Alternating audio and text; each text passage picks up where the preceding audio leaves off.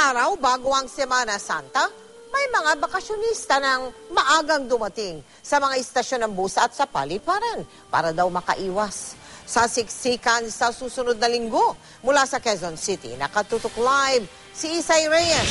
Isay. Mel, maghapon ngang tuloy-tuloy ang pagdating ng mga pasero dito sa Araneta Center Bus Station. Ang ilan ay maagang uuwi para sa Semana Santa, pero ang ilang namang estudyante ay excited raw magbakasyon sa kanilang mga probinsya. Marami ng pasero sa Araneta Center Bus Station. Si Cherry Blanca Flor nag-aantay ng bus pauwi ng Rojas City. OFW daw siya galing ng bansang Sudan. Kaya nga graduation ng anak ko. Ngayon, at saka humiti. May award daw ba yung anak ko? Siyempre. Excited lang kasi ako makauwi. Ako kayo sobrang excited.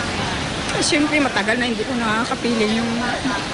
Si Lilibeth Almano naman nasa bus station pa lang, handa na raw ang outfit para sa summer trip sa Iloilo. Kaya maaga raw siyang nag-leave sa kanyang trabaho. Masaya kasi sa probinsya eh. Mas ma-feel mo yung Holy Week. Gaano kayo katagal mag-stay doon? Mga 2 weeks. Tapos babalik din. Ayon sa management ng Araneta Center Bus Station, simula Marso nagbenta na rin sila ng tickets para sa mga uuwi ng Semana Santa. Nagdagdag na rin ng mga bus ang mga kumpanya para sa inaasang dagsa ng mga pasahero. Naghigpit na rin sa seguridad. Sa mga pangunahing paliparan naman, hinigpitan na ang seguridad lalo na sa mga domestic airport. May K9 unit sa bungad pa lang ng terminal.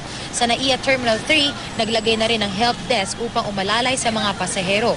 Kasi po pagka maaga ka ay so hindi siya masyadong nakakapagod tapos hindi masyadong marami yung pasahero. Para makapag-prepare sa kasi busy talaga pag Holy Week na, di ba?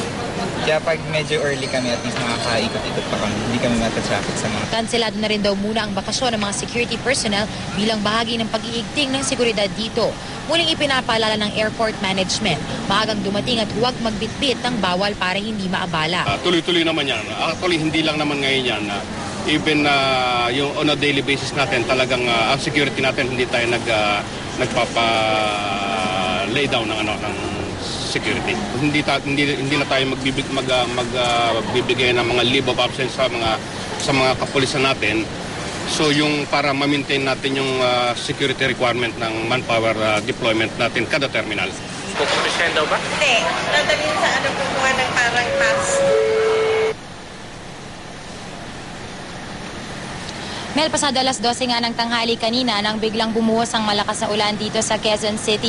Kaya't ang ilang mga pasaherong papunta dito sa bus station ay talaga namang basang-basa. Hindi na umuulan dito ngayon at hindi man ganun karami ang pagdating ng mga pasahero, tuloy-tuloy pa rin sila dito. Mel? Maraming salamat sa iyo, Isay Reyes.